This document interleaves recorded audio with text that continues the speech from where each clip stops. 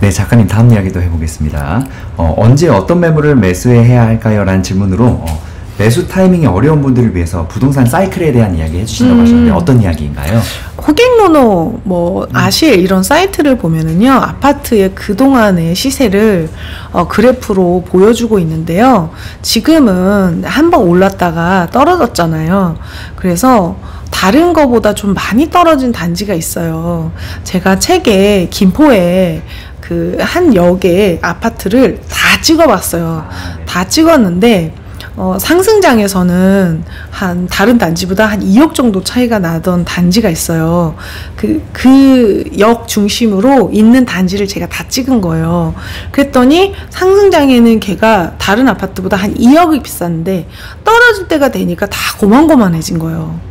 그러니까 다 같이 5억인데 어떤 건 5억 5천 하다 5억으로 떨어지고 어떤 건 6억 하다 5억으로 또 얘는 7억 하다 5억으로 떨어진 거예요. 그럼 어떤 게 사는 게 오르냐 라는 거죠. 다른 변수가 없다는 가정하에는 그 제일 많이 올랐던 단지가 다시 많이 오를 가능성이 많아요. 그 많이 올랐었던 이유가 있을 거예요.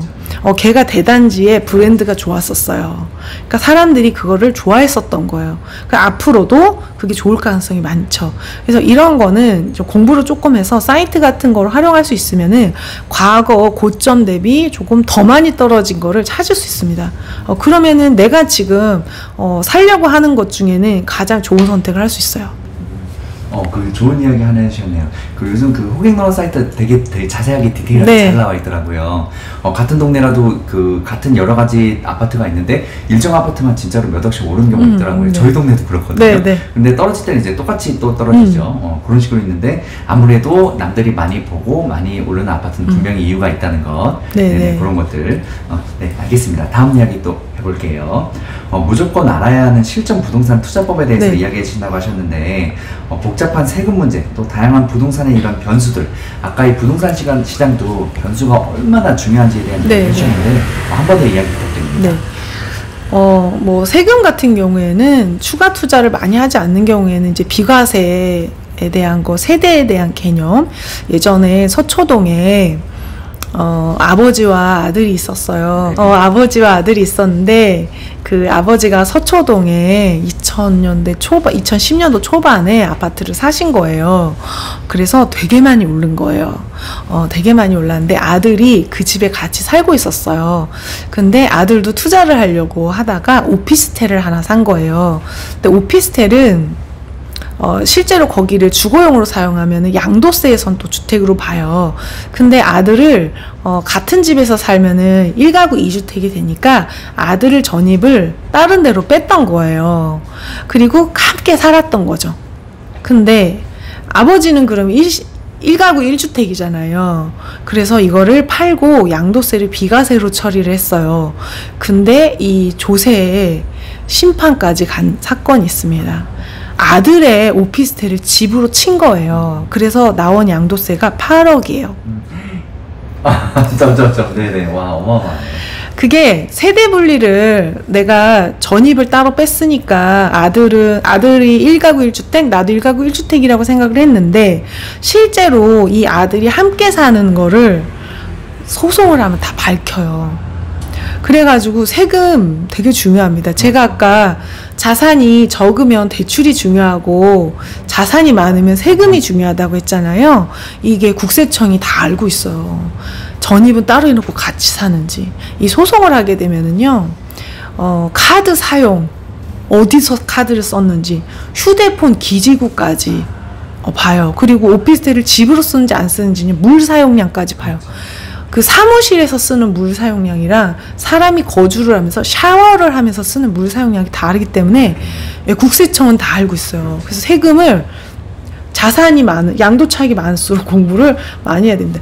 그 세금 안 내려고 그랬는데 8억 내면 많이. 그렇죠. 네네네. 와, 국세청이 생각보다 많은 일을 하고 있네요. 그럼요. 알겠습니다. 네, 작가님도 다음 이야기 해보겠습니다. 작가님 그 영상 유튜브 사이트 영상 중에서 네. 제가 그 재밌게 봤던 그 영상들 이야기 좀 부탁드리려고 제목을 네. 갖고 와봤어요. 먼저 1,000만 원의 아파트 올수리하기 셀프 네네. 인테리어에 대한 이야기인데 네네. 어떤 이야기들 해주셨나요? 한번 이야기 부탁드립니다. 아, 그게 사실은요, 되게 슬플 때 제가 그거를 한 거예요. 그게 역전세 맞아가지고, 역전세 맞아서 그 인테리어 안 하면은 전세가 안 나갈 것 같더라고요. 그 역전세 어떻게 맞았냐면은 신축 아파트가 주변에 5천 세대가 들어오는 거예요. 그래가지고 저는 이제 전세 기간이 내 거랑 조금 안 맞으니까 몇 개월 뒤면은 이게 될 줄 알았어요. 그런데 임차인이 12월에 나가는데 그때까지 집을 보러 한 명도 안 왔다는 거예요.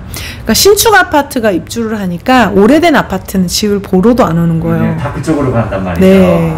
그 영향이 있겠네요. 네, 네. 그리고 그게 원래 34평 새 아파트 전세가 한 3억 2천 했었는데 5천 세대 입주하니까 1억 8천까지 떨어지더라고요. 주변에 이제 그 대단지가 생기니까요. 네, 근데 저희 아파트가 20년 된 아파트였는데 저는 이제 74 정도 되는 거고 1층이었는데 전세 2억 2천이었거든요. 그러니까 보러 안 오는 거예요. 그래서 그걸 억지로 대출을 해가지고 빼주고 비워놓고 있었어요. 근데 어느 날 이자를 막 맨날 멘탈 관리하면서 막 도 닦는 거 있잖아요. 집이 나갈 거다 이렇게 도 닦으면서 있는데 어느 날 와, 이제 수리하면 나갈 것 같다. 이제 좀 정리된 것 같다. 이런 느낌이 들어서 수리한 거였어요. 그래가지고 그때 수리했는데 제가 직접 한 것도 있고요. 필름 이런 거 제가 직접 한 것도 있고, 그 다음에 그 아파트 구조가 이게 카운터가 되게 오래돼가지고 카운터를 치우면은 또 바닥을 새로 해야 되는 상황이었어요. 거기만 마루가 없어서. 마루가 오래됐고 그래서 15년이 넘으면은 임대 목적으로 할 때는 좀 수리를 해야지 나가요. 임차인들은 남의 집이기 때문에 이걸 수리를 할 수 없잖아요. 그러니까 전세가 조금 비싸도 수리된 집을 선호해요. 그래서 이제 그때 수리한 건데 한 1,000만 원 정도 들었고 화장실에 한 500 정도 들었어요. 웨인스코팅으로 했고 그다음 벽지, 그다음 바닥 하고 또 막 조명도 달고 해가지고 공사하는 중에 나갔습니다. 그래서 그때 되게 힘들 때 한 거예요, 인테리어. 근데 저는 왜 여쭤봤냐면 요즘 사실 네. 재건축보다는 리모델링 그 단지를 아예 통째로 하는 경우도 많잖아요. 네네. 이게 직접 하는 거, 그러니까 그 맡기는 것보다 내가 직접 하나씩 하면 되게 싸게 할 수 있거든요. 사람들이 이런 수요가 이제 많지 않을까 해서 저는 이제 정보가 있으신가 하고 여쭤본 거예요. 그게 그 리모델링 이제 우리 PD님이 하시는 리모델링은 아파트를 다 뜯어내고 하는 리모델링이고요. 지금 제가 한 거는 리모델링이라고 하기에는 어렵고 인테리어죠. 인테리어. 그렇죠. 아파트 리모델링이랑 아파트 인테리어는 좀 다르고요. 그런 거 인테리어 하실 때는 개별 공정 인테리어가 또 편한데 해보면은 이 간섭을 해요. 그러니까 뭐를 먼저 하고 이걸 해야 되는데 이걸 하고 나면은 이제 상황이 바뀌는 거예요. 예를 들어서 제가 그 싱크대가 디귿자였는데 저는 바닥을 할 생각이 없었다라고 했을 때 싱크대 치우고 바닥은 안 해야지 했는데 싱크대 치우고 나면 바닥이 없는 거지. 그 부분이 난 니은자로 하려고 했는데 그 부분이 없다든지, 이거를 치우고 났는데 치우고 나면 그 상부장 없애려고 해서 상부장을 없앴는데 타일이 위에는 없을 수가 있고, 나 타일 안 하려고 그랬는데 상부장 치웠더니 위에 타일이 없네, 이런 경우가 있을 수 있어서요. 제일 베스트는 싸게 턴키를 하는 거고요. 만약에 내가 진짜 턴키 안 하고 나는 꼼꼼하게 잘할 수 있다, 그러면 이제 세린이라는 카페가 있어요. 셀프 인테리어 카페. 거기 가시면 되게 인테리어 고수들이 많아서 뭐 이건 어떻게 하는 건가요? 그럼 답도 되게 잘해주시고요. 또 이거 한 개씩 하는 그 기술자는 숨고라는 사이트에서 섭외할 수 있습니다. 저도 거기서 그 화장실 돔천정 하는 거 이런 거 다 따로따로 섭외했거든요. 근데 따로따로 섭외를 하면 무슨 문제가 있냐면은 이 서로 밀어요. 뭐 중간에 애매한 거를 이건 내가 하는 거 아니라고 서로 밀어요. 그렇죠. 그래서 그 인테리어를 좀 여러 번 해보시고 되게 좋아하시고 잘할 수 있는 분 아니면 스트레스가 되게 많아서 턴키로 그냥 한꺼번에 맡겨야 알아서 좀 해주고 책임을 한 명한테 그렇죠. 물을 수가 있고, 아니면은 되게 고생하신다. 맞습니다. 대신 비용 많이 들지만. 네. 네, 작가님 다음 질문 또 해볼게요. 그 유튜브 영상 중에 3천만 원짜리 망한 상가로 월세 30만 원? 이게 실화냐?이라는 영상이 있더라고요. 네. 일명 유령 상가로 월세 수익 받는 법 이야기 해주신 네네. 것 같은데, 그 사실 제가 이 질문 왜 여쭤봤냐면, 부동산 투자 처음 하시는 분들은 아까 얘기했듯이 아파트로 시작하는 게 그 재테크로 하는 게 가장 좋다고 했는데, 또 이제 이런 그 유령 상가 같은 경우는 아파트보다 단가가 훨씬 싸잖아요. 이런 것들로 이제 많이 경매해 보시는 분들도 초보분들도 네. 계시다고 그러더라고요. 그래서 질문을 갖고 와봤는데 구체적으로 어떤 이야기인가요? 이거는 그 파주에 있는 아울렛이었는데 전체가 다 공실이었었어요. 그래서 2층에 있는 상가였는데 3천만 원짜리는 이 2층에 있는 상가가 분양가가 한 2억 정도 됐었는데 이게 옆에 초대형 프리미엄 아울렛이 들어온 거예요. 어딘지 알 것 같습니다. 네, 그래가지고 수요가 다 빨려 나가서 거기 이제 다 장사를 안 하시는 거예요. 얼마나 사람이 없는 그 부동산 얼마나 황량한지 몰라요. 파주가 좀 그렇죠. 네, 근데 거기가 이제 경매로 나왔었는데 제가 임장을 좀 가봤었어요. 그랬는데 이게 낙찰이 얼마에 돼 3천만 원에 됐거든요. 그러니까 이 상가를 2억에 분양받은 사람이 있는데 대출 1억 받고 2억에 분양을 받았는데 경매로는 감정가가 1억에 나온 거예요. 왜냐면은 장사 안 하니까, 장사 안 하고 다 비어있으니까 1억에 됐는데 경매로는 3천만 원에 낙찰이 됐어요. 이걸 어떡하려고 그러나 그러고 제가 가봤어요. 그랬더니 이 완전히 빈 상가인데 상가로는 좀 쓰기가 어려운데 사무실이나 작업실로는 쓸 수가 있는 거예요. 그래서 아예 그 한쪽을 다 수리를 해가지고 미술 작가들이 쓰는 그 작업실로 이렇게 임대를 주고 있었던 거예요. 그때 당시에 제가 처음 갔을 때 500에 30만 원이 시세였는데 나중에 보니까 이게 1000에 50으로 시세가 올랐더라고요. 그러니까 아무래도 처음에는 황량한데 가니까 막 유령 나올 것 같고 그래서 이 사람들이 500에 30에 썼는데 이제 사람들이 쓰고 있으니까 또 옆에는 이제 좀 편안해진 거예요. 이제 완전 유령은 아닌 거예요. 여기는 또 정비가 돼 있고 쓰레기도 관리하고 그렇게 해서 옆에 이제 1000에 50으로 올랐더라고요. 좀 한번 가보면 이제 더 많이 좋아졌을 것 같아. 1층은 그 인터넷 쇼핑몰에서 이렇게 물건 할 때 차를 이렇게 가게 앞까지 대가지고 이렇게 실어가지고 창고나 그리고 자동차 이렇게 수리하는 데 있잖아요. 뭐 이렇게 썬팅 같은 거 하고 오디오 그런 걸로 좀 쓰고 있고 2층은 그 작가들이 큰 거 막 작업하는 그 작업실로 쓰고 있더라고요. 그러니까 나쁜 걸로도 수익을 낼 수가 있는데 제가 그걸 보다가 그 일본에 그 좀비 영화가 있어요. I am a hero인가? 일본 좀비 영화에 그 배경이었더라고 거기가. 그러니까 진짜 유령상가. 거기 좀비들이 막 나오는 영화 배경으로 썼던 거예요 거기를. 그래서 제가 그걸 이렇게 막 캡처도 하고 그랬었는데 경매는요 그 아주 나쁜 걸로도 수익을 내기도 합니다. 그러니까 그냥 산다 그러면 이거를 막 그런데 사실 3천만 원으로 상가를 어떻게 사요? 그러니까 제가 그래서 네, 그게 이제 파주 문발동에 있는 상가요. 네네네. 그래서 그 문발동에 있는 상가가 3천만 원에 낙찰됐고 누가 그렇게 쓰는 걸 보고 그 다음에 낙찰이 그거보단 조금 비싸게 되더라고요. 재밌죠. 그거는 좀비 영화의 배경으로 썼던 상가인데 월세를 누군가는 받고 있더라라는 거죠. 제가 이 얘기를 왜 가져와 봤냐면 그 이런 것들도 이제 유령상가 같은 경우도 이렇게 그 용도 변경을 해서 충분히 살릴 수 있는 경우도 얼마든지 있다고 하더라고요. 네네. 지금 말씀해주신 사례대로 굉장히 싸게 낙찰을 받으셔서 이거를 잘 굴려서 결국은 이제 그 다시 값어치를 올린 거잖아요. 네. 이런 것들 때문에 여쭤봤어요. 네. 다음 질문 또 해보겠습니다.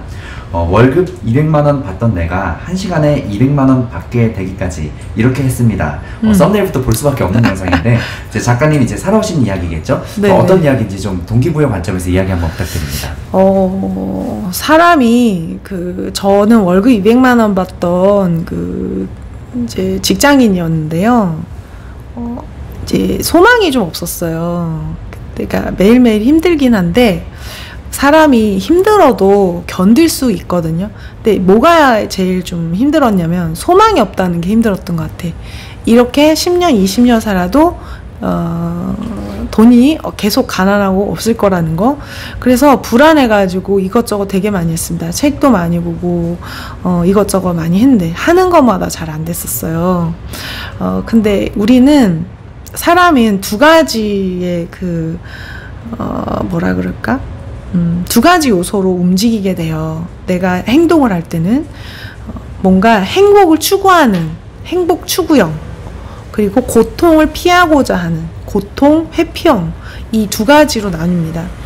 그 아이를 예를 들면요, 너 이거 안 하면 혼나?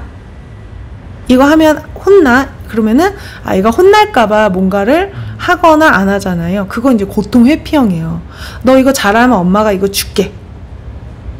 이렇게 했을 때 움직이는 아이가 있고요. 이거 하면 혼나? 이렇게 하는 애가 있어요. 근데 행복 추구형 인간 아이한테 너 이거 하면 혼나 그래도 말 안 듣는 애들이 있어요. 그거는 이제 움직이는 메커니즘이 다른 유형이에요. 근데 우리 이제 시청자분들도 자기가 어떤 유형인지 한번 생각해 보시면 좋을 것 같아요. 내가 어떤 상황이 벌어졌을 때 움직이는가. 저는 고통 회피형 인간이었어요. 그러니까 부자가 되고 싶어서 공부하고 부동산 투자했던 게 아니고요. 가난하기 싫어서 했던 거예요. 아주 가난했는데 부자가 된 사람들 있잖아요. 우리 대기업 회장님 중에서 옛날에 엄청 가난했는데 부자 되신 분들 있죠. 이런 분들은 고통 회피형 인간이죠. 근데 원래 먹고 살만한데 자기가 좋아서 뭔가를 해서 성공한 사람도 있죠. 빌 게이츠 같은 사람은 원래 집안이 그렇게 가난하지 않아요. 중산층 이상의 가정이에요. 근데 막 뭔가를 좋아해서 했던 거예요. 저는 고통을 이렇게 피하고자 했는데요. 사람이 살다 보면은 세 가지 상태가 있더라고요. 젖은 장작 같은 상태, 그 다음에 마른 장작 같은 상태, 그리고 잘 타는 장작 같은 상태. 뭔가 결과를 내기 위해서는 잘 타는 장작이 돼야 되는데 우리는 그냥 기본 원래 태어나기를 젖은 장작으로 태어났어요. 산에 있는 나무는 그냥 다 젖어 있어요. 타고난 거를 내가 뭔가 결과 막 태양처럼 빛을 내려면은 이걸 말려야 되는데, 이거는 공부를 해가지고 투자자로서 거듭나려면 원래 타고난 본성을 좀 버려야 됩니다. 그래서 그렇게 말리는 작업을 했는데 새로운 변수, 제일 좋은 것들을 계속 저한테 공급을 했던 것 같아요. 저는 책을 많이 읽었습니다. 주변에 의지할 데가 없어서 읽었어요. 지적이거나 그래서 읽은 게 아니고요. 너무 마음이 허전하고 힘든데 이거를 이끌어줄 만한 사람이 없었어요. 사람이 나이는 그냥 먹는데 어른은 노력해야지 되는 것 같아요. 우리 주변에 어른이 별로 없어요. 어른이라고 얘기를 하려면은 내가 의지할 만한 어른은요, 내가 했던 실패를 해봐서 성공해봤고 내가 했던 고민도 해봤고 이걸 다 이해할 수 있고 내가 극복해봤고 이런 분이 어른인데, 이런 어른은 주변에 없죠. 내가 했던 그 고민 해봤고 그래서 극복해서 성공했던 그런 어른. 그래서 저는 책을 좀 많이 읽었고요. 자신에게 투자를 많이 했습니다. 그랬더니 어느 날 보니까 제가 한 달 월급을 한 번 강의해서 벌고 있더라고요. 그래서 막 그러면서도 저희가 강사료를 너무 많이는 못 드려서 죄송합니다 그러면서 한 달 월급을 받더라고요. 그걸 보고 나 똑같은 사람인데, 그때도 열심히 살았고 지금도 열심히 사는 똑같은 사람인데 내가 가치를 계속 올리는 데 집중을 했더니 투자자로서 물론도 벌지만은 어떤 전문가 포지션에서 몸값이 달라지더라고요. 그래서 여러분도 자신의 가치를 올리는데 평생을 걸쳐서 노력하시면 좋을 것 같아. 우리가 40대, 50대 되게 늦은 나이 같지만은 인생을 전체를 놓고 봤을 때는 가운데 있는 나이예요. 우리 100세 시대라고 하잖아요. 100세 시대라고 그러면은 인생에서 인생 24시를 기준으로 했을 때 정오에 해당하는 시간이 40대, 50대예요. 그리고 요즘에 50대는요, 과거 80년대에 30대가 가지고 있는 그 건강을 가지고 있어요. 그래서 늦지 않아요. 그리고 부동산은요, 어르신들이 더 잘해요. 왜냐면 시장을 계속 봤기 때문에. 내가 98년도도 봤고, 2008년도도 봤고, 22년에 이상하게 뭐 이상하다 이러다가 떨어지는 것도 봤고 해서 어르신들이 더 잘합니다. 너무 늦었다 생각 안 하셨으면 좋겠고요. 우리가 자기 개발 하는데, 자기는요, 개발하는 거 아니에요. 물건도 아닌데 개발을 해요. 우리가 자녀를 키울 때 개발한다고 하지 않거든요. 사랑으로 돌보고 믿어주고 실패해도 다시 기회를 주고 하는데, 자신에 대해서는 그렇게 가차가 없어요. 한 번 실수하면요, 두 번 다시 기회를 주지 않고요. 옛날에 했던 실수를 곱씹어서 계속 그걸 가지고 책망을 하고 두 번 기회를 주지 않아요. 우리 사랑하는 사람이 뭐 한 번 했는데 잘 안 됐어, 생각처럼.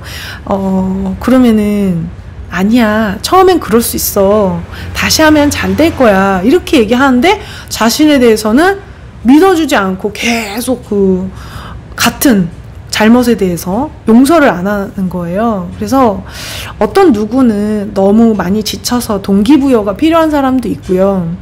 어떤 누구는 너무너무 자기를 다그쳐서 휴식이 필요한 사람도 있고요. 사람마다 갖고 있는 지금 상태가 되게 달라요. 그래서 자기 자신에 대해서 사랑으로 돌보셨으면 좋겠어요. 20살까지는 엄마가 우리를 키워준데, 그 뒤에는 자기가 자기를 돌봐야 되고요. 나보다 잘 돌볼 수 있는 사람이 없어요. 제가 책으로 이렇게 의지를 했던 게 정말 도움이 됐던 게, 내가 누군가를 의지하거나 했을 때는요, 이 사람이 내 기대처럼 나를 도와주지 않았었어요. 항상 실망을 하게 되고 서운함이 있었어요. 근데 내가 나한테 기대를 하거나 그랬을 때는 실망을 시킨 적이 없습니다.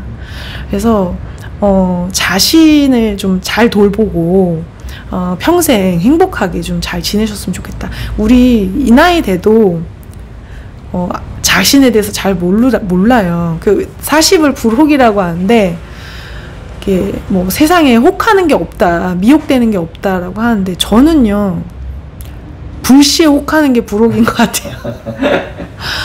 그리고 뭐 제가 20살 때는요, 내가 30살이 되고 40살이 되면 뭔가 현명하게 결정하고 스스로 잘 이겨낼 수 있을 거고 많은 걸 알 거라고 생각을 했는데, 이 나이 돼 보니까 아는 게 많이 없는 거예요. 공부를 해도 아는 게 없고,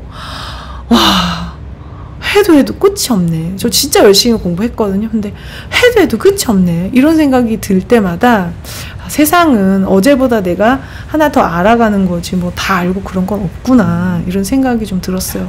그래서 월급 200만 원을 받던 나와 지금 내가 똑같은 사람이지만 그 가치는 내가 부여한 거더라. 그래서 여러분 그 인생 100세 시대 100에서 내 나이를 빼보세요. 내가 앞으로 몇 살이 남았나. 그 시간을 되게 왕성하고 건강하게 사실 수가 있고, 내가 지금 준비하는 걸로 5년 뒤, 10년 뒤를 산다라고 생각을 하셔야 됩니다.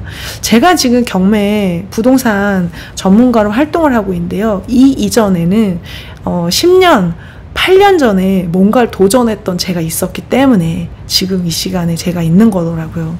그래서 스스로에게 좋은 교육, 그리고 스스로가 잘 양육하고, 스스로를 잘 양육하고 클 수 있게, 성장할 수 있게 지원하고, 그 지원을 아끼지 마세요. 그리고 다른 사람 의지하지 마십시오. 나보다 더 잘 보살펴 줄 수 있는 사람이 없습니다. 네네. 네, 작가님 굉장히 따뜻하고 의미 있는 말씀 해주셨습니다. 네네. 제가 몇 가지 지금 이야기를 좀 해보자면, 저는 이 얘기가 기억이 났네요. 나는 어떤 상황에 움직이는가, 우리가 어떤 상황에 움직이는지 꼭 파악하라는 것, 그리고 또 하나 타고난 본성을 버리라는 이야기가 또 기억이 났네요. 그렇죠? 혁신하고 항상 달라져야 한다는 것, 그리고 세상에 늦은 거 없다. 늦은 거 우리가 투자를 하던 자기 개발을 공부를 하던 이 세상에 늦은 건 없다는 거, 시작이 반이라는 말씀이시죠. 그리고 자기 자신 항상 돌보라는 거. 네, 따뜻한 말씀 감사합니다. 네, 작가님, 따뜻한 이야기 너무 감사합니다. 책에 대한 이야기를 조금 더 해볼까 해요. 책에 그 몇 가지 질문들 제가 좀 갖고 와봤는데, 아파트 투자에도 성공 로드맵이 있다. 투자자 유형에 대한 분석 이야기라고 하는데, 어떤 이야기를 담겨 있나요? 사람마다 성격이 되게 많이 다른데요. 다람쥐 같은 사람이 있고 소 같은 사람이 있어요. 다람쥐 같은 사람은 가만히 있으면 몸살이 나요. 그리고 소 같은 사람은 좀 빨리빨리 못해요. 힘들고. 근데 다람쥐 같은 사람이 황소 같은 투자를 하게 되면은 못 견뎌요. 그리고 돈도 성격이 있는 것 같아요. 돈이요, 억지로 데려온 돈은 성격이 나빠요. 그래가지고 오래 버텨야 되는 데다가 넣어놓으면 얘가 나를 괴롭히고 튀어나와요.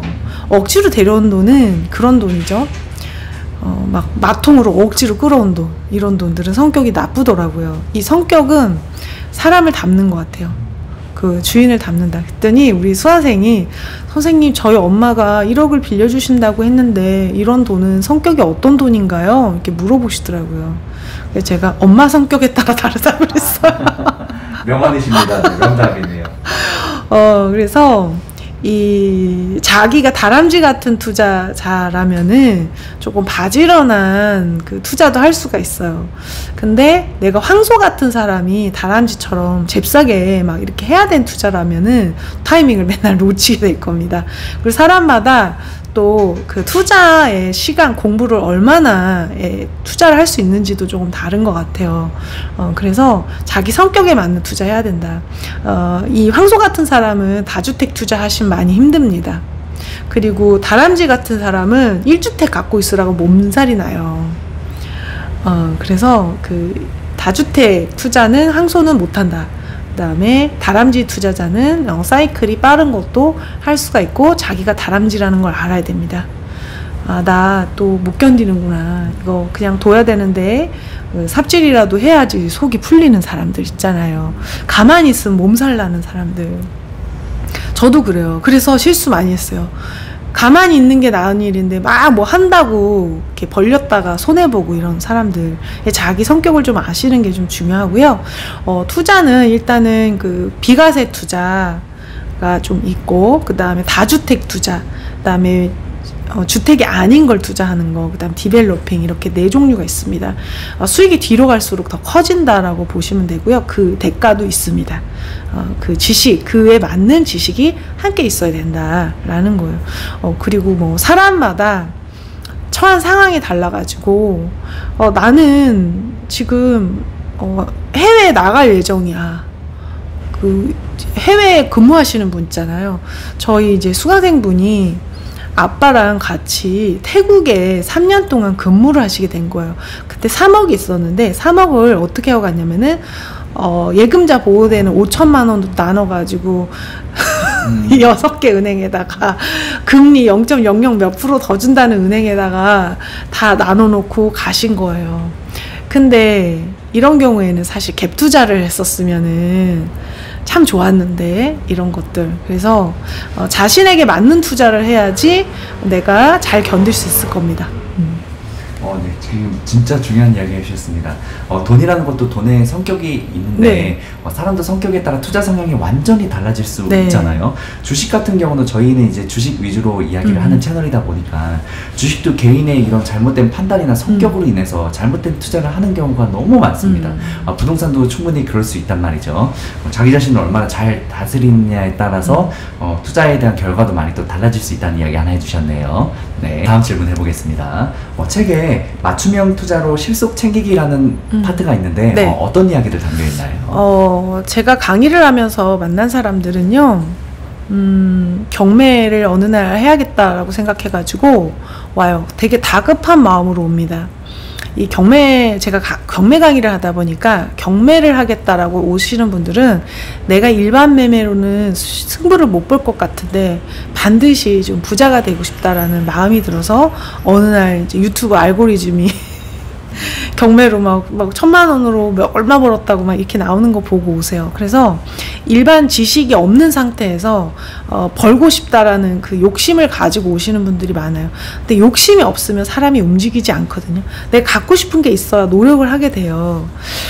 근데 제가 경매 강의를 하는데 경매를 하지 말아야 될 사람도 경매 강의를 와요. 경매를 하지 말아야 될 사람들은 청약 가점이 높으신 분들.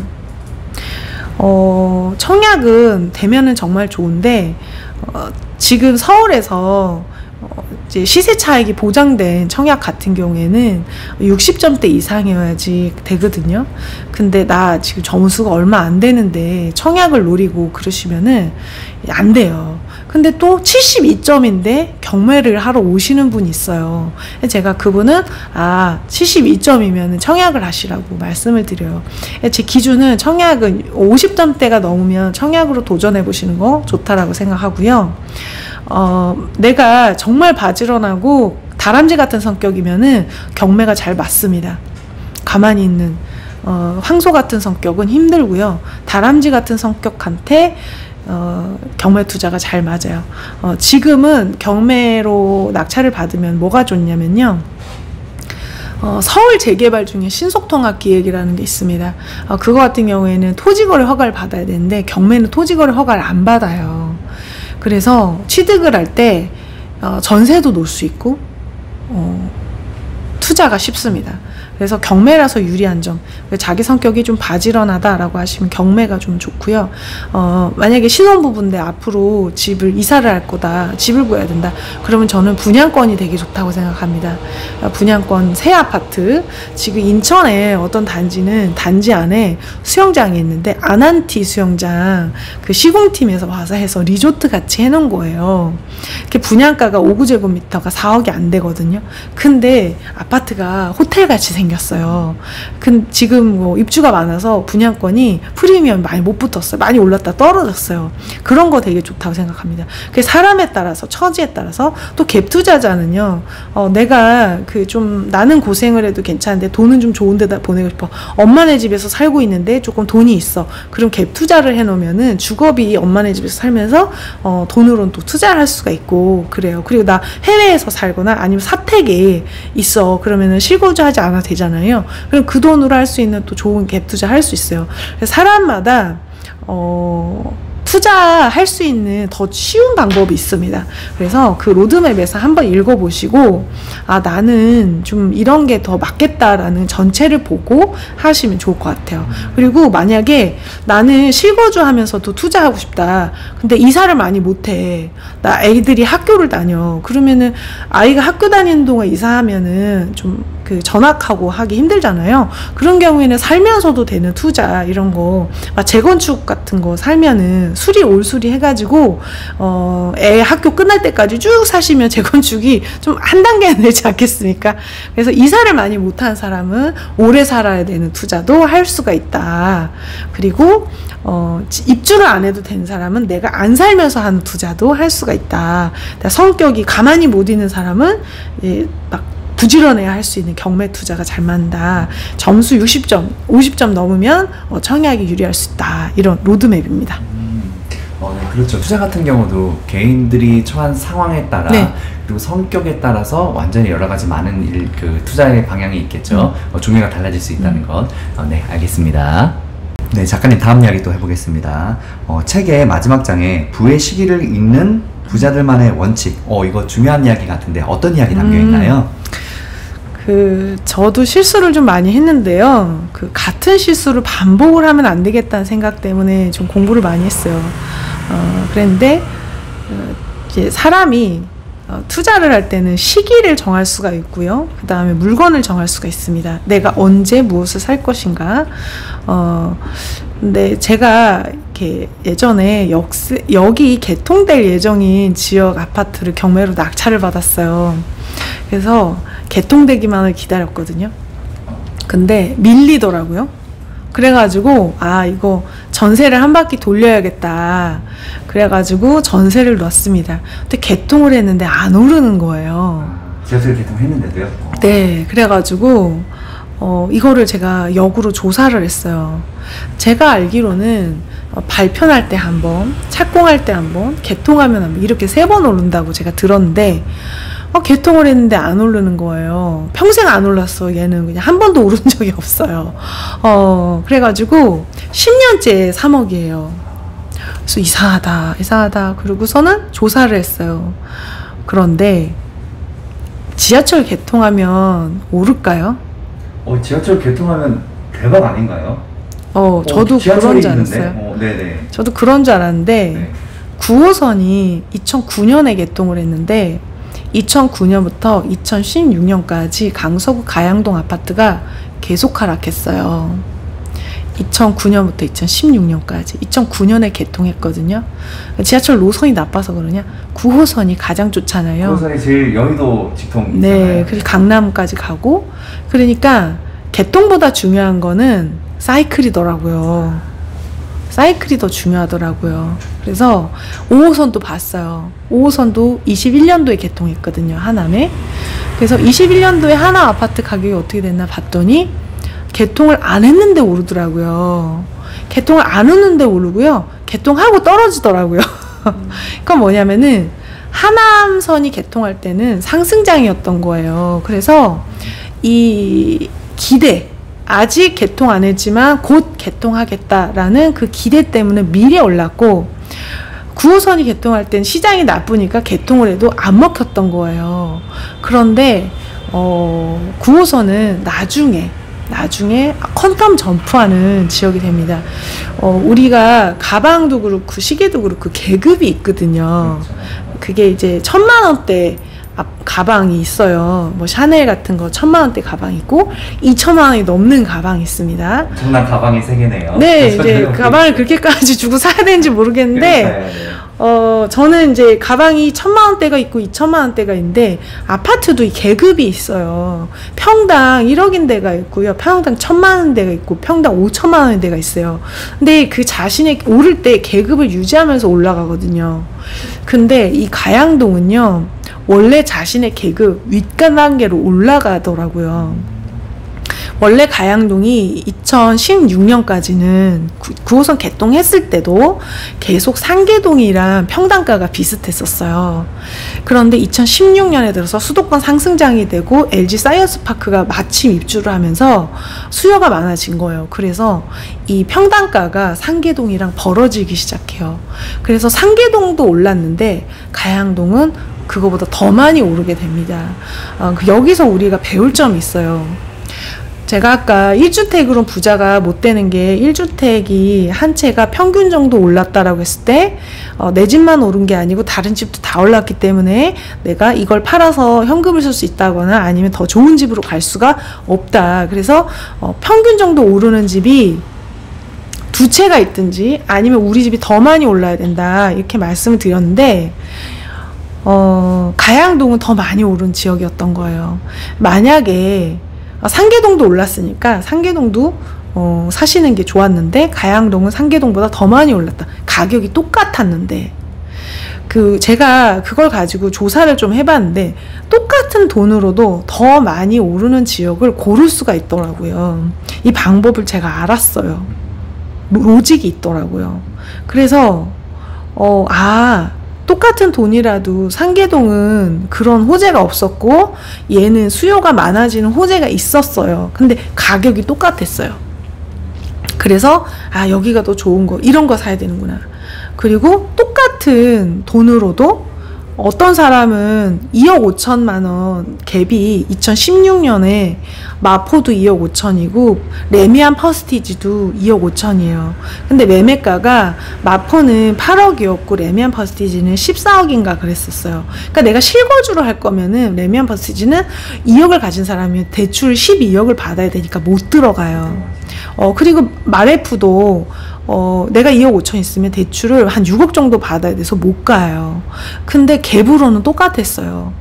근데 나중에 어떻게 됐냐면은 레미안 퍼스티지는 30억까지 올라가게 됩니다. 마레프는 10억대 후반까지 올라가게 되고 그렇게 봤을 때 투자금이 똑같아도 누구는 반포를 가고 누구는 마포를 가는구나.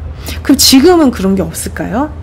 지금도 있어요. 지금도 똑같은 돈을 투자금을 가지고 갭을 투자할 때 똑같은 2억을 투자할 때 누구는 여기를 가고 누구는 저기를 가. 근데 얘도 올랐고 쟤도 올랐는데 더 많이 오르는 데가 있더라는 거예요. 지역의 어떤 평당가가 높고 그 천장이 높은 데를 가면은 얘가 시세가 더 많이 오르더라고요. 그런 거. 아니면은 매매가가 똑같았는데 평당가가 똑같았는데 시세를 추월하는 지역도 있고 근데 이 이유는 되게 분명한 거예요. 얘가 평당가가 원래 높은 지역이었기 때문에, 얘는 그 교통 호재가 있고 일자리 호재가 있었기 때문에. 그럼 지금은 교통 호재가 없고 일자리 호재가 없냐 이거예요. 지금도 있잖아요. 지금도 교통 호재, 일자리 호재, 재건축 호재 다 있는 데가 있어요. 그러면은 기왕에 내가 한다면, 공부를 했으면 똑같은 가격에 똑같은 6억이면은 어디 경기도 신축을 갈 수도 있지만 서울에 엄청 낡았는데 재건축 호재도 있고 일자리 호재도 있고 교통 호재도 있는 데를 갈 수 있다는 거죠. 저희 수강생 한 분이 역세권 호재를 많이 받는 재건축 아파트를 싸게 팔고 준신축을 사신 거예요. 근데 내가 싸게 팔은 그 아파트 5억 8천에 팔은 건 9억이 되고 6억 5천에 산 건 8억이 된 거예요. 그리고서는 선택을 잘못한 거잖아요. 가만히 있는 게 더 나았던 건데 나는 다람쥐였던 거예요. 그러니까 뭔가를 사야지, 뭔가를 해야 위안을 받는 사람들이 있어요. 그 삽질이라도, 가만히 있는 게 더 나은데도. 저희 한 분이 도봉구에 2억짜리 아파트가 있었는데 제주도에서 사업을 하려고 이 아파트를 팔고 내려가서 펜션 사업을 하셨어요. 돈을 많이 버셨대요. 근데 이제 펜션 사업이 힘드니까 서울을 다시 올라와서 원래 살던 도봉구로 갔더니 2억짜리 아파트가 8억이 돼 있더래. 와, 무서운 일이네요. 네. 우리는 내가 뭔가를 하면은 이렇게 위안을 받아요. 노력한다는 거에 대해. 나 지금 되게 노력하고 있어. 근데 사실 가만히 있는 게 나을 수도 있습니다. 이분이 이렇게 패션 사업 하셨는데 6억은 못 보셨거든요. 그러니까 우리는 남이 그랬다는 거를 보고 배우는 게 있어야 돼. 그러니까 펜션 사업 하시는 건 좋은데 굳이 팔고 그걸 전세를 주고 가셔도 되는데 대출을 좀 더 받기 싫어서 사업할 때 그냥 대출 좀 덜 받고 하고 싶어서 그렇게 하셨는데, 그럼 우리는 이런 얘기를 들었을 때 교훈을 얻어야지. 그거를 그렇게 뭔가를 팔 때는 더 좋은 거 살 때 아니면 파는 거 아니구나. 부동산은 더 좋은 거를 살 때만 파는 거더라고요. 한번 이걸 팔고 나면 거기를 다시 못 가는 경우가 많아요. 그래서 어떤 그런 거 개통 예정인데 지금 이런 호재는요 다 오픈되어 있는 정보예요. 우리 용인에 삼성전자 들어갈 거 알고 있잖아요. 그리고 GTX 어디 들어가는지 다 알고 있고요. 또 뭐 8호선 개통 예정인 것도 알고 있고 재건축 진행되는 거 다 알고 있습니다. 찾으면 다 나와요. 그런 건 다 오픈되어 있는 거니까 아파트 그렇게 해서 오르는 거니까 이거 내가 잘 공부해서 둘 중에 내가 선택을 한다고 할 때 조금 더 좋은 거, 이거는 노력하면 할 수 있다. 사이클을 우리가 못 만들어요. 근데 더 나은 걸 선택하는 거 우리가 노력으로 할 수 있어요. 이 성공을 하려면은 수많은 변수가 있어야 돼요. 운도 좀 따라줘야 되고 인맥도 있으면 좋고 시기도 좀 좋아야 되고 해야 되는데, 그 중에서 내 맘대로 되는 거는 내가 노력하는 거밖에 없더라고요. 그럼 내가 조절할 수 있는 걸로 노력해야지 되는 게 아닌가 싶습니다. 그래서 여러분 그거는요 제가 보니까 누구나 노력하면은 다 알 수 있고 숨겨진 정보가 아니에요. 할 수 있습니다. 공부하면 할 수 있다. 와, 작가님 오늘 이야기 정말 많이 해주셨는데요. 어떻게 부동산 투자 전문가가 되셨는지 네. 동기부여 관점에서 살아오신 이야기 한번 부탁드려요. 어떤 마인드로 살아오셨는지, 또 어떤 마인드로 지금 계속 사업을 하고 계신지, 앞으로 어떻게 하실 건지 이야기 한번 부탁드립니다. 저는 좀 정처 없이 살았습니다. 화학공학과를 나와서 아이들을 가르치는 일을 했고, 중간에 약대 공부도 하고, 인터넷 쇼핑몰, 금융투자, 그러다가 부동산 경매하다가 경매 강사를 하게 되고, 또 책을 쓰게 되고, 지금 제가 들어가 있는 책이 3권이 있습니다. 앞으로도 책을 더 쓸 수 있고요. 이런 거를 하면서 제가 혹시 슬럼독 밀리어네어라는 책 영화 보셨는지 모르겠어요. 슬럼독 밀리어네어 보면은 이 소년이 살았던 그게 다 그 퀴즈에 나오게 돼요. 봤어요. 인도 네. 저도 좀 그래요. 저는 아이를 가르치는 일을 했었고, 또 취미로 좀 성악을 했었는데요. 이게 지금 와서 되게 도움이 되는 게, 지금 사람을 가르치는 일을 하는데 저는 성인도 가르치고 아이들도 가르쳐서 성인도 가르칠 수 있고 아이들도 가르칠 수가 있습니다. 그리고 또 성악을 해가지고 이 말을 할 때 목이 많이 안 아프게 말을 오래 할 수가 있게 됐어요. 목이 전혀 아프지 않아요. 그리고 또 사람들이 귀에 이렇게 박히게 얘기한다고 하더라고요. 이 소리 이렇게 모아서 쏘거든요, 성악은. 그래서 제가 살았던 그 궤적이 다 저한테 좀 도움이 돼요. 그 스티브 잡스가 커넥팅 닷이라고 해서 이 궤적이 어떤 부분에 있어서 그 여러분이 몇십 년을 사는 동안 아무 일도 없을 리가 없어요. 여러분이 40년을 살았다면 40년 동안 이야기할 수 있는 게 아무것도 없을 리가 없다라는 거예요. 다 도움이 될 겁니다. 그리고 새로운 거에 항상 좀 도전하시고, 저 같은 경우에는 좀 이렇게 정처 없이 좀 살았는데, 이게 그 끌어당김의 법칙이라고 있잖아요. 저는 그걸 좀 잘 믿지 않아요. 뭐 우주에서 뭐 생각하면 이렇게 끌려오고 그런 건 경험을 해본 적이 없어요. 그 대신에 주변 사람들이 나한테 우연히 던졌던 게 내가 했을 때 그게 좋은 결과를 가져온 적은 많아요. 친구가 너 경매 한번 해볼래? 내가 TV에 보니까 어떤 연예인이 경매로 건물 낙찰받아서 1층에는 카페, 2층에는 임대 주고 3층에서 산다는데 너 하면 잘할 것 같은데? 그랬을 때 저는 그럴까? 그리고 한번 해봤어요. 쉽지 않았습니다. 공부 시작하고 1년 만에 낙찰 받았고요. 그거 한 개로 이제 1억을 벌었어요. 빌라 한 개로. 그래서 와, 나 이제 돈 걱정 안 해도 되겠구나. 너무 감사해서 이제 막 경매 아카데미 여기서 막 글도 올리고 되게 열심히 했어요. 그랬더니 거기 이제 저희 스승님, 경매 스승님 변호사님이 강의를 한번 해보라고 하셔서, 아, 제가 해도 될까요? 그럼요. 충분히 자격 되십니다. 재능도 있고 잘하실 거예요. 제가 또 사람을 원래 가르치는 일을 했었잖아요. 이게 처음부터도 초보 같지는 않았었어요. 원래 사람을 잘 가르쳤습니다. 그래서 강의를 하게 됐어. 그랬더니 또 강의를 하다가 만난 친구가 있습니다. 친구가 자기가 책 쓴대요. 같이 쓰재. 그래서 같이 책을 막 쓰려고 했는데 잘 안 돼. 그래가지고 그것도 어떻게 노력해서 원고를 다 완성을 했습니다. 그리고 출판사에 투고를 했어요. 그때는 책 내재. 그래서 제 첫 번째 경매책이 나오게 됩니다. 또 책을 보고 조선일보에서 연락이 와서 재테크 박람회 경매 전문가로 강연 한번 해주시죠. 그래서 그 조선일보사에서 개최하는 박람회에 가게 됩니다.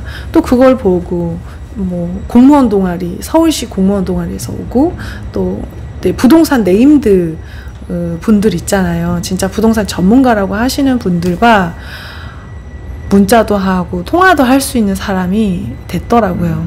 저는 우주에서 뭐 생각하면 끌어당긴다 그런 거는 믿지 않습니다. 그걸 하시는 분들 있는데요. 저한테는 그런 경험이 없어요. 그 대신에 주변에서 우연히 벌어지는 것들이 나한테 생각지도 않은 기회를 준 적이 많아요. 그래서 여러분, 여러분의 기회는요, 우주에서 멀리서 오는 게 아니라 여러분 주위에 있습니다.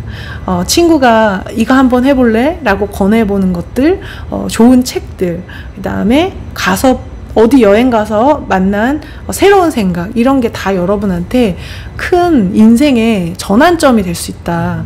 우리가 성공한 사람들 보면, 아, 저는 원래 그렇게 할 생각이 없었는데 누가 하다가 뭐 길거리에서 누구 만나가지고 갑자기 연예인 됐어요. 뭐 이런 거 있고, 원래 언니 오디션 보는데 따라갔다가 제가 캐스팅돼서 탑스타가 됐어요. 아니, 저는 그럴 생각이 없었는데 누가 뭐 이거 한번 너 잘하니까 한번 해보라고 그래서 유튜브에 올렸는데 그게 대박이 났어요.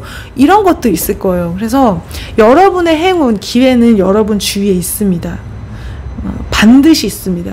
그래서 사람이 이렇게 기대하는 마음으로 사는 거 되게 좋은 것 같아요. 아, 나한테 뭔가 좋은 일이 있을 것 같아. 누가 나한테 이거 권해줬을 때, 아, 이게 나한테 새로운 기회가 될 수도 있어. 아닐 수도 있습니다. 아닐 수도 있지만 새로운 기회고, 저한테 온 기회는 다 그런 식으로 왔어요. 우연히 누가 했던 말 한마디, 그리고 책의 어떤 문구 하나. 제가 나 이대로 직장만 다니면 안 되겠다라고 생각한 거는 책 한 권에 있는 어떤 이야기였어요. 뭐였냐면은 그 익숙한 것과의 결별이라는 책입니다. 보셨어요 혹시? 저는 아직 안 보셨어요? 네네. 그 변화경영 전문가 구본영 선생님이 쓰신 책인데요. 거기 그런 게 나옵니다. 1988년 영국 북해의 유조선에서 시추선에서 불이 났습니다. 밤에 자다가 갑자기 폭발음이 들려서 자다가 깨서 나와보니까 온 천지가 다 불바다인 거예요. 석유 시추선이니까. 그 앤디 모칸이라는 사람이 소리를 듣고 나왔는데 새카만 바다에 북해니까 물이 차요. 뛰어내릴 데도 없고요. 불바다예요. 거기 타고 있으면 무조건 죽고요. 바다 밑에 뛰어내리려고 보니까 높이가 50m가 넘어요. 그리고 빨리 구조가 안 되면 얼어 죽어요. 저체온증 때문에.